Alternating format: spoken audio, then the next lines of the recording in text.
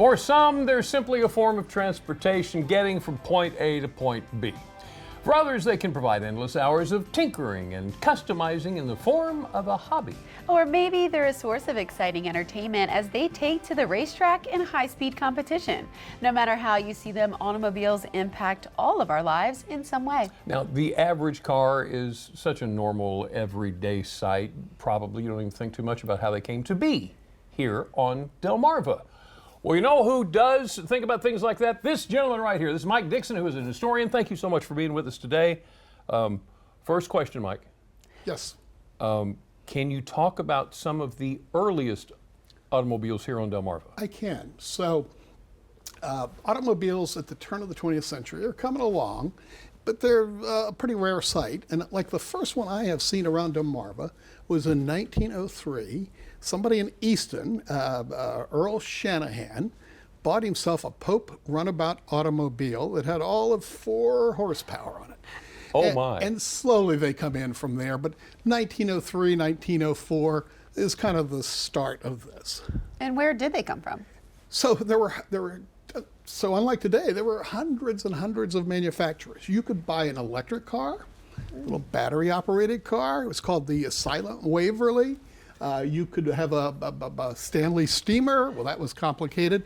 And a guy by the name of Henry Ford came up with this idea. Well, you know, and Edison talked to him. He says, you know, to have that battery, you got to be near an electric station. To have the Stanley steamer, you got to have a boiler and a fire. He says, I think you're onto something with the internal combustion engine.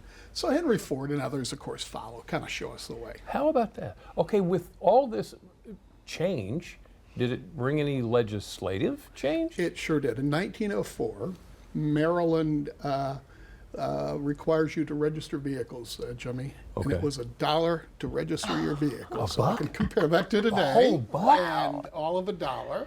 And you got yourself a registration. Now, if you wanted to go in Delaware, you had to buy yourself another registration. And Pennsylvania or New Jersey. But yeah, so 1904 we start registering vehicles. And it's, from my standpoint, with research, it's kind of nice because I can go in and see who the first person in Salisbury has a vehicle. So I'll give you an idea. By 1909, the Snow Hill paper, the Democratic Messenger says, man, the age of the automobiles arrived in Salisbury, there's 20 cars registered over there. Wow. So there's a lot. Now, 20 cars, that's crazy. How did cars impact daily life? Well, a lot. Think of rural Delmarva, where people were used to the horse and the buggy. Think of country roads. So if you were from a little town outside of Snow Hill, 2 or 3, one of the crossroads villages, and you went to Snow Hill, it was a distance of 2 or 3 miles, man, you thought you were seeing the lights of a city on Friday or Saturday night, because you figure your horse maybe covers 3 or 4 miles an hour, so it's an hour-long journey.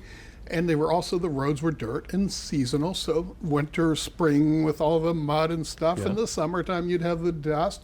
And of course, the horses didn't know what to quite make of this thing. And the papers would kind of say, hey, you know, look, we ought to pull over when you see a horse coming and let the horse and team pass, things like that. You know, every time Mike comes in, I just want to spend the rest of the day talking to him. I just want to learn all the things. Wow. Absorb it all. Tell us about Life in the Past Lane. Okay, so this is a library program that I do that looks at the history of the automobile age arriving in the Delmarva, the history of transportation roads, and basically the purpose of the program is really, you hear springs coming and get out and get on some of our scenic byways. Follow the Harriet Tubman Trail, follow the Capitol Trail. There's dozens of them between Delaware and Maryland and the eastern shore of Virginia. But I kind of use the history of the automobile, the evolution of road, the evolution of laws, things like that to encourage people to have a nice little automo trip and get off the interstate. And you just spoke this afternoon. I did, yes, at Ocean Pines Library. And you got more coming. There will be more, yeah. Libraries around the region book the program. And you know, I kind of put a local touch with it, talk about the local aspects, the first bridge to Ocean City, Maryland, first automobile bridge, things like that. Okay. Wealth of knowledge. The rest of the afternoon, I'm telling you, we can do the rest of the. Mike Dixon, thank you so much for coming and talking. Thank you. Absolutely wonderful having you.